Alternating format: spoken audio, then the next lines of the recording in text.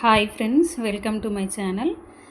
First of all SBI clerk prelims clear అయిన వాళ్ళందరికీ congrats అండి. ఇప్పుడు మనకి 10 డేసే ఉంది కదా, మనకి ఎగ్జామ్ ఎస్బీఐ క్లర్క్ మెయిన్స్ వచ్చేసి ఏప్రిల్ 10th అండ్ 12th ఉంది కదా. సో మనకి ఎక్కువ రోజులు లేవు, 10 డేస్ ఉంది అంతే. ఈ 10 డేస్లో ఏం చేయవచ్చో చూద్దాం మనం. మీరు ఎలా క్లియర్ చేయాలి ఎస్బీఐ మెయిన్స్ అనేది ఎక్స్ప్లెయిన్ చేస్తాను. నేను ఎలా ప్రిపేర్ అయ్యాను ఎగ్జామ్, నా మెయిన్స్ నేను ఎలా ఎన్ని అటెంప్ట్స్ ఇచ్చాను అనేది మీతో షేర్ చేసుకుంటాను. చూద్దాం మనకి ఏముంటుంది. మనకు మెయిన్స్లో వచ్చేసి 4 సెక్షన్స్ ఉంటాయి. ఫస్ట్ది general awareness are financial awareness. Questions వచ్చేసి 50 ఉన్నాయి, మార్క్స్ 50 అలాట్ చేస్తారు. మనకి ఇచ్చే టైం 35 minutes. నెక్స్ట్ వచ్చేసి ఇంగ్లీషు 40 క్వశ్చన్స్, 40 మార్క్స్, 35 minutesలో మీరు అటెంప్ట్ చేయాలి. Next quant 50 questions, 50 marks, time 45 minutes. Reasoning and కంప్యూటర్లో 50 క్వశ్చన్స్, 60 మార్క్స్, 45 minutes. ఓకే, మీరు ఈ 3 సెక్షన్స్ చూసుకుంటే ఏంటి, ఇంగ్లీష్, క్వాంట్, రీజనింగ్. ఆల్రెడీ మీరు ప్రిలిమ్స్కి ప్రిపేర్ అయ్యేటప్పుడు మీకు ఆల్రెడీ ఇవి తరోగానే ఉంటారు, ఇంగ్లీష్, క్వాంట్, రీజనింగ్. ఇప్పుడు వచ్చేసి ఏం చేయాలి, జనరల్ అవేర్నెస్ మీద ఫోకస్ చేయాలి. అండ్ మోర్ ఎవర్ మనకు వచ్చేసి ఇంగ్లీష్ యాజ్ యూజువల్ మనకి ఏముంటుంది, నెంబర్ ఆఫ్ క్వశ్చన్స్ 40 ఇచ్చాడు, కానీ మనకు వచ్చేసి రీడింగ్ కాంప్రిహెన్షన్ ఇస్తాడు 1 కానీ 2 కానీ. నెక్స్ట్ ఏమొస్తాడు, ఫిల్లర్స్ ఇస్తాడు, అవి సింగిల్ ఫిల్లర్స్ కానీ డబుల్ ఫిల్లర్స్ కానీ. నెక్స్ట్ గ్రామటికల్ ఎర్రర్స్ ఇస్తాడు. ఓకే, సో మీకు ఇంగ్లీష్ ప్యాటర్న్ కూడా తెలుసు ఆల్రెడీ. నెక్స్ట్ వచ్చేసి క్వాంట్కి ఏమవుతుందంటే, మనం ప్రిలిమ్స్లో అప్రాక్సిమేషన్స్తోని నెంబర్ సిరీస్తోని ఈజీగా కవర్ చేసేస్తాం క్వాంట్. కానీ ఇప్పుడు మెయిన్స్కి వచ్చేసరికి మనకు కొంచెం ప్యాటర్న్ వేరు ఉంటుంది. ప్యాటర్న్ వేరు అంటే ఏం లేదు, ఇందులో క్వాంట్లో మనకి ఇప్పుడు వచ్చేసి అప్రాక్సిమేషన్స్ 10 ఇచ్చాడు కదా. ప్రిలిమ్స్లో మినిమం 10 ఇస్తాడు. ఆ 10 ఇక్కడ కనిపించవు మనకి, 1 లేదా 2, లేదంటే అసలే ఇవ్వడు కొన్ని షిఫ్ట్స్లో. క్వాంట్లో ఏమి ఇస్తాడు మరి, క్వాంట్లో అంటే ఒకటి డిఐ ఇస్తాడు. అవి ఎన్ని ఇవ్వచ్చు, 2 డిఐఎస్ అని ఇవ్వచ్చు, 3 అని ఇవ్వచ్చు. మనకి ఇక్కడ చూసారా నెంబర్ ఆఫ్ క్వశ్చన్స్ ఎన్ని ఉన్నాయి, 50 క్వశ్చన్స్ ఉన్నాయి. డిఐలో 2 కానీ 3 కానీ ఇవ్వచ్చు. ఇందులో వచ్చేసి ఇంపార్టెంట్ ఏంటంటే అరిథమెటిక్. మీరు ప్రిలిమ్స్లో ఒకవేళ కాన్సన్ట్రేషన్ చేయకపోతే ఇప్పుడు చేయాలి అరిథమెటిక్ క్వశ్చన్స్. మనకి trains problem, time and work, boats ఇంకా ఉన్నాయి, యావరేజెస్, ఏజెస్. ఓకే, మనకి interest, simple interest and compound interest, ఇంకా ప్రాఫిట్ అండ్ లాస్, ఇవన్నీ వస్తాయి. ఓకే, ఇంకా అలిగేషన్, మిక్చర్ ప్రాబ్లమ్స్ ఉంటాయి కదా, మిల్క్ అండ్ వాటర్, అవి. సో అరిథమెటిక్ మీద కూడా మీరు ఫోకస్ చేయాలి. అట్లయితేనే మీకు స్కోర్ అనేది ఇంప్రూవ్ అవుతుంటుంది. ఓకే, ఇవి 2 అయితే ఇంపార్టెంట్ క్వాంట్లో. ఓకే, నెక్స్ట్ రీజనింగ్ వచ్చేసి సేమ్ యాజ్ యూజువల్ పజిల్స్ ఉంటాయి. ఓకే, పజిల్స్ అయితే ఎక్కడ పోయినా మిమ్మల్ని విడిచిపెట్టవు. సో పజిల్స్ మీద ఫోకస్ చేయాలి. సేమ్ కోడింగ్, డీకోడింగ్ వస్తుంది. ఇక్కడ ఇంపార్టెంట్ ఏంటంటే మెయిన్స్లో ఈ ఇన్పుట్ అవుట్పుట్ అని ఇస్తాడు. ఓకే, మీకు ఒక ఇన్పుట్ ఇచ్చేసి ఇందులో ఈ క్వశ్చన్స్ 1 కానీ 2 కానీ ఎక్స్పెక్ట్ చేయొచ్చు. ఇందులో మీకు ఏంటంటే ఇన్పుట్ క్వశ్చన్ ఒక ఇన్పుట్ ఇచ్చేసి మీరు మళ్ళీ అవుట్పుట్ ఎక్స్ట్రాక్ట్ చేయమంటాడు. ఓకే, సో ఈ క్వశ్చన్స్ కోసం మీరు ఏం చేయాలి, మీరు క్లాసెస్ వినాలి. ఇవి మీకు క్వశ్చన్స్ ఎట్లా వస్తాయి ఒకవేళ తెలియకపోతే, ఐడియా లేకపోతే. అంటే మనకు ఐడియా ఉంటుంది, కాకపోతే మనకి ఆ లెవెల్ అనేది ఇంక్రీజ్ అవుతుంది కదా, లెవెల్ కొంచెం హార్డ్గా వస్తాయి క్వశ్చన్స్. ఆ లెవెల్ని మీరు రీచ్ కావాలంటే మీరు ఎవ్రీడే ఈ 10 days ఎవ్రీడే ప్రాక్టీస్ చేయాలి. ఎలా అంటే ఇంకా మీకు వచ్చింది కదా సమయం మీదే ఇప్పుడు. ఓకే, వచ్చిన అవకాశాన్ని అస్సలే మిస్ చేసుకోవద్దు. ఇది ఒక్కటి మెయిన్స్ ఒక్కటి క్లియర్ చేస్తే జాబ్ మీ చేతికి వచ్చినట్టే. నేనేం చేశానంటే పోయినసారి నాది మిస్ అయిపోయింది మెయిన్స్. అసలు ఇప్పటికీ ఒక్కొక్కసారి అది తలుచుకున్నప్పుడు నిద్ర కూడా పట్టదు. అంటే మన దగ్గరకి వచ్చేసి మనం చేతులారా మిస్ చేసుకున్న ఎగ్జామ్ ఇది నేను. ఓకే, మీరు అట్లా చేయొద్దు. నా పోయినసారి ఏం చేసిన నేనంటే ఈ అవేర్నెస్లో నాది ప్రాబ్లం అయింది. జనరల్ అవేర్నెస్లో చదివిన, కాకపోతే ఏంటంటే ఇక్కడ అటెంప్ట్స్ మీరు ఇచ్చేటప్పుడు తక్కువ ఇవ్వాలి.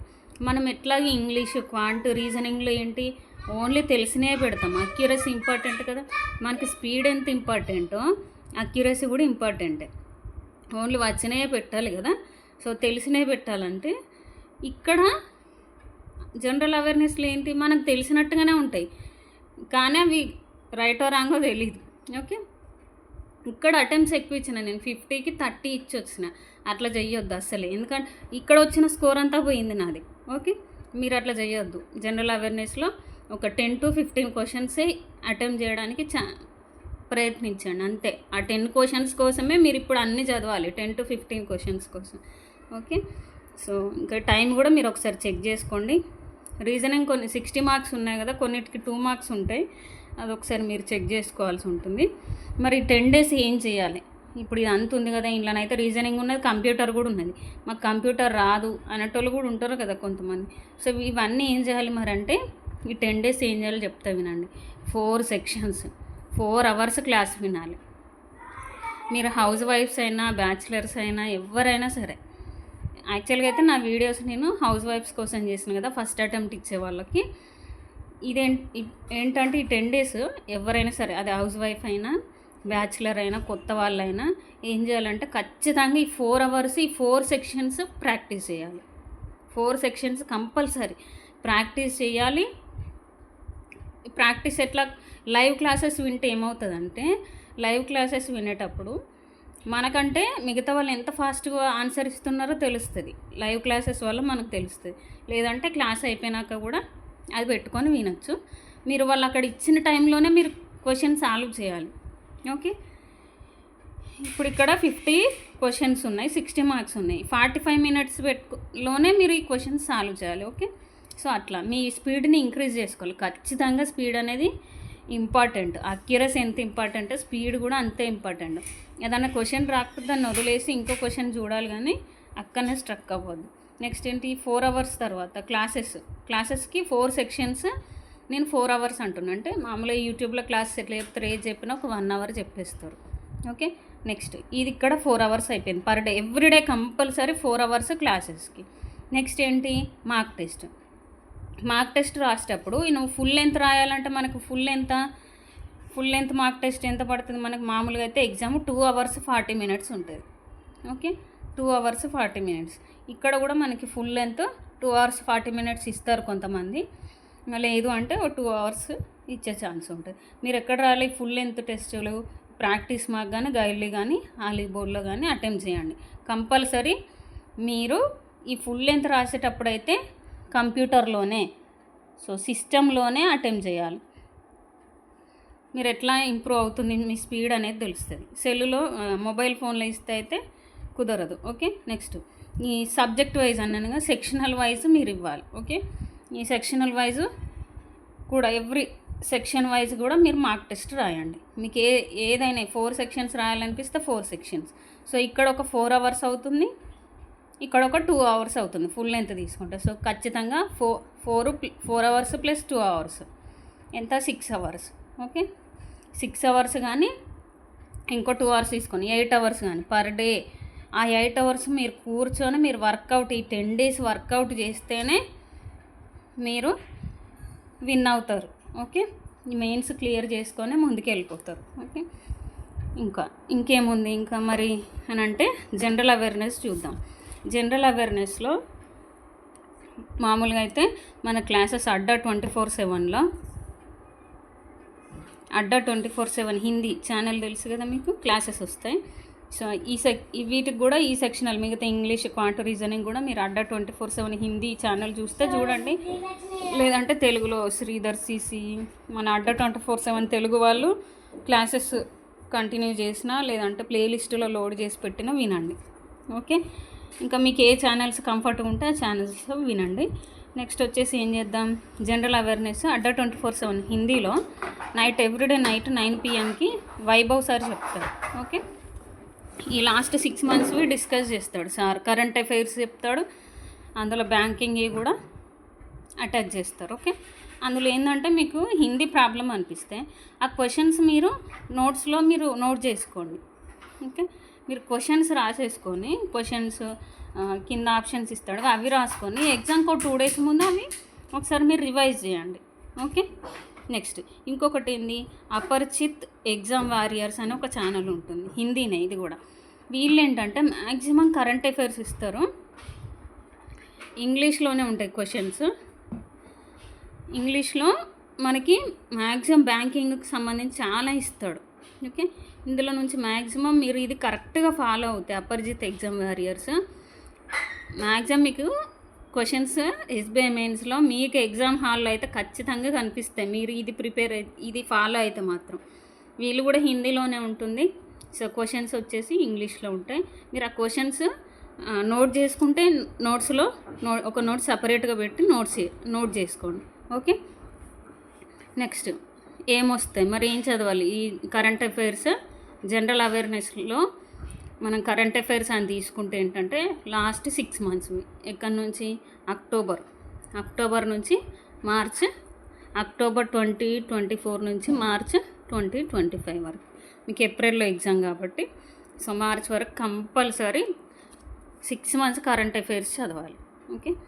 దాంట్లో ఏమొచ్చే ఛాన్సెస్ ఉంటాయి, మనం కరెంట్ అఫైర్స్లో ఏమేమి కవర్ చేయాలి? ఆల్ స్టేట్స్ ఇన్ఫర్మేషన్, ఇండియాలో ఎన్ని స్టేట్స్ ఉన్నాయో ఆ స్టేట్స్ ఇన్ఫర్మేషన్ తెలవాలి. స్టేట్స్లో ఏం జరుగుతాయి, ఫెస్టివల్స్ ఉంటాయి. ఓకే. హార్న్బిల్ ఫెస్టివల్ అని, ఆ ఫెస్టివల్స్ ఏ రాష్ట్రాలలో జరుగుతాయి అనేది అన్ని రాష్ట్రాలవి తెలుసుకోవాలి. ఓకే.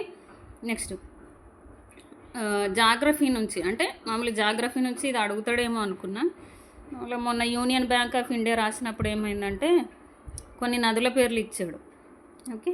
నదులు ఇప్పుడు 2 లేదా అంతకంటే ఎక్కువ దేశాలు, ఏ దేశాల్లో 2 లేదా అంతకంటే ఎక్కువ దేశాల్లో ప్రవహించే నదులు ఏవి అని అడిగాడు. ఓకే.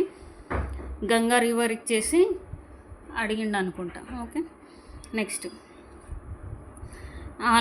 ఆల్ ఇంకేంటి, నెక్స్ట్ సెకండ్ వన్ సంస్థల చైర్మన్స్. ఓకే. ఎట్లాంటివి ఇవి ఆ ఇన్స్టిట్యూషన్స్ కానీ ఏంటి, ఇస్రో, బ్యాంకుల నుంచి కూడా అడగచ్చు. మనకి బ్యాంక్స్ మీ అందరికి ఐడియా ఉన్నది కదా, UBI central bank of India, SBI, IDBI, Indian bank, అవన్నీ వాళ్ళ చైర్మన్స్ ఎవరు అనేసి అడగచ్చు. మీరు ఎస్బీఐ ఎగ్జామ్ రాస్తున్నారు కాబట్టి ఎస్బీఐ చైర్మన్ ఎవరో కూడా మీకు తెలిసి ఉండాలి. ఓకే. నెక్స్ట్ ఆర్మీ చీఫ్ ఎవరు, నేవీ చీఫ్స్ ఎవరు, ఇక్కడ ఇస్రో ఇచ్చానుగా, ఇంకా డిఆర్డిఓ, ఇంకేం అడగవచ్చు. ఓకే. ఇంకొకటి ఇక్కడ ఇచ్చాను చూడండి, finance commission. Okay.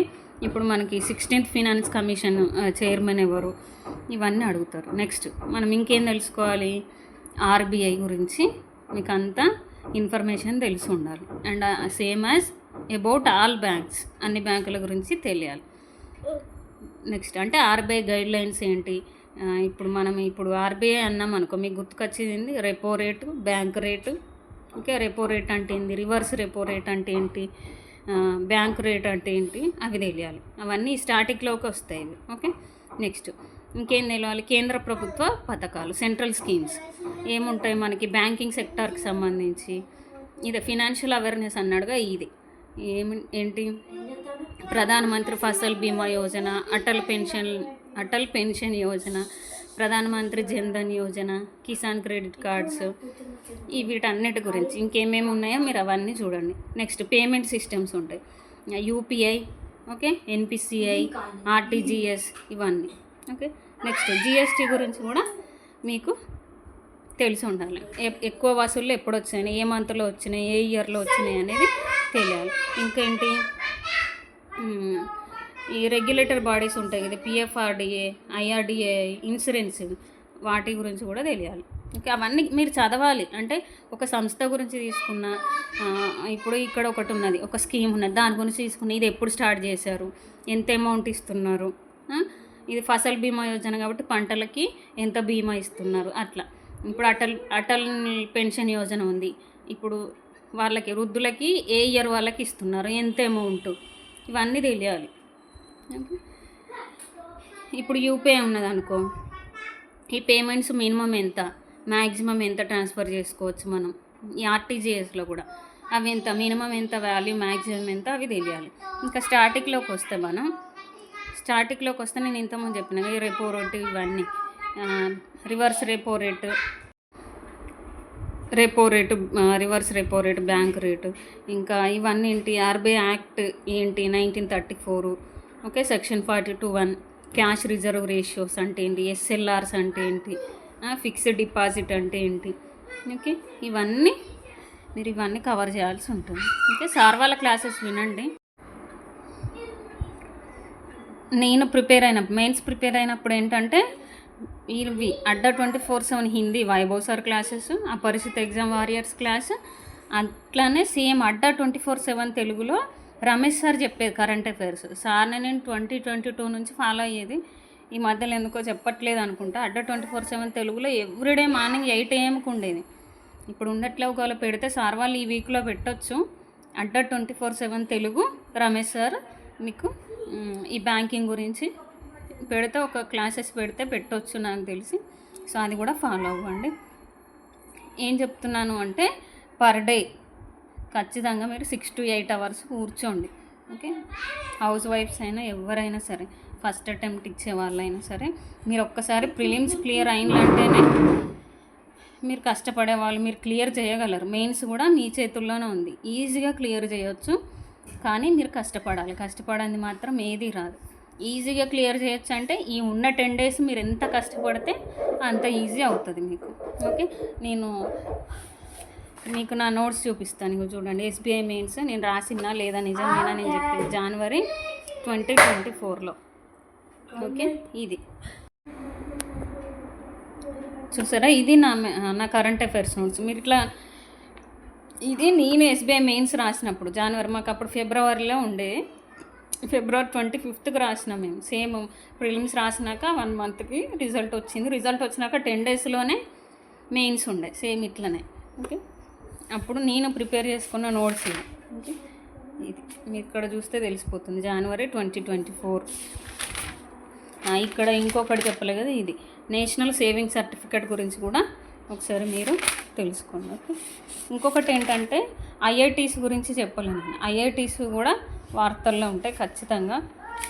So IITs కూడా ఒకసారి మీరు చూసుకోండి. సుకన్య సమృద్ధి యోజన, ప్రధానమంత్రి ముద్రా యోజన, ఓకే, యూపీఐ లావాదేవీలు, ఏదైనా అడగచ్చు. సో ఇంకొకటి ఇవి కూడా చూసుకోవాలి మీరు, GI tags. Okay, GI tags. ఇంకోటి మనకి బయోస్పియర్స్ ఉంటాయి కదా, ఇవి రిజర్వ్లు, biosphere reserves in India. Okay, ఇవి కూడా ఒకసారి చూసుకోండి. ఇంకా మొన్న ఏమన్నా పద్మ అవార్డ్స్ వస్తే అవి కూడా చూసుకోవాలి. సో ఇవన్నీ బ్యాంకువి. ఇక్కడ బ్యాంకు ఏమేమి ఉన్నాయి, మామూలుగా ఆర్బీఐ ఈ మధ్యలో కొన్ని బ్యాంక్స్ పైన పెనాల్టీస్ వేస్తుంది. ఓకే, ఆ పెనాల్టీస్ ఏ బ్యాంకుకి వేసింది. ఓకే, ఇక్కడ ఏం రాసాను, ఫిలింఫేర్ అవార్డ్స్ కూడా చూసాను అప్పుడు. ఓకే,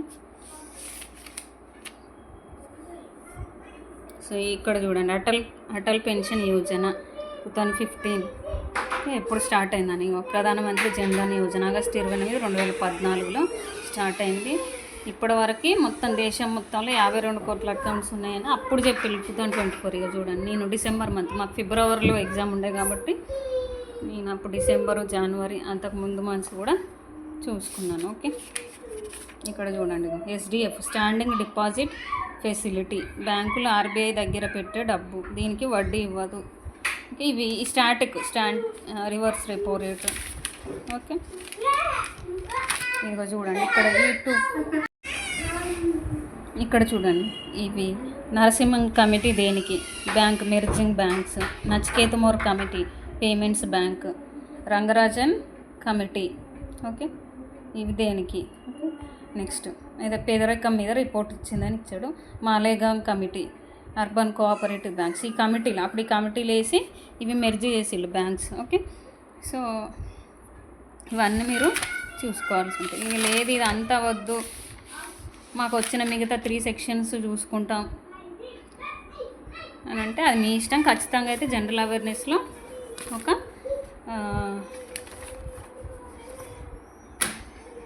10 to 12 questions మాత్రం మీరు అటెంప్ట్ చేయాల్సి ఉంటుంది. ఈ last 10 days everyday 6 to 8 hours కూర్చోండి, కష్టపడండి. సో విజయం మీ చేతుల్లోనే ఉంది, మిస్ చేసుకోవద్దు. ఎందుకంటే మళ్ళీ 1 ఇయర్ వెయిట్ చేయాల్సి ఉంటుంది. మళ్ళీ ఎస్బీఐ క్లర్క్ ఇంకోసారి పడి మళ్ళీ మీరు ప్రిలిమ్స్ క్లియర్ చేసి మెయిన్స్ రాయాలంటే 1 ఇయర్ వెయిట్ చేయాల్సి ఉంటుంది. ఓకే, బాగా ప్రాక్టీస్ చేయండి. All the best. మంచిగా ఎగ్జామ్ రాయండి. ఇవైతే ఎవ్రీడే ప్రాక్టీస్ చేయడం మాత్రం మర్చిపోవద్దు. ఇంకొకటి ఏంటంటే ఖచ్చితంగా ఫుల్ లెంత్ కానీ మీరు ఫుల్ లెంత్ ఇచ్చేటప్పుడు ఖచ్చితంగా సిస్టంలోనే కంప్యూటర్లోనే మీరు రాయాలి. మీ దగ్గర లేకో పక్క వాళ్ళని అడుక్కొని ఎవరి దగ్గర నన్ను ఉంటే వాళ్ళ దగ్గర తీసుకొచ్చుకొని ఈ 10 days మీరు యూజ్ చేసుకోండి. ఓకే, వీటిలో కొన్ని ఫ్రీ ఉంటాయి, 1 ఉంటుంది, ఒక ఫ్రీ టెస్ట్ ఉంటుంది, మిగతాటికి మనీ కట్టాలి. అట్లా మనీ పే చేసైనా ఈ 10 days 10 మార్క్ టెస్టులు రాయండి, లేదంటే 5 ఫుల్ లెంత్ మార్క్ టెస్టులు రాసినా పర్లేదు. ఓకే, ఇది నేను నా ఎస్బీఐ మెయిన్స్కి ఎట్లా ప్రిపేర్ అయ్యానో అది చెప్పాను. మీకు నచ్చితే మీరు ప్రిపేర్ అవ్వండి. Okay, thank you for watching. మీకైతే ఎగ్జామ్ డేట్స్ ఇచ్చేసాడు కదా, April 10th and 12th. Okay, thank you. Please subscribe. అలాగే మన సబ్స్క్రైబర్స్ ఎవరైనా ప్రిలిమ్స్ క్లియర్ అయిన వాళ్ళు ఉంటే కామెంట్ బాక్స్లో కామెంట్ చేయడం మర్చిపోకండి. Thank you.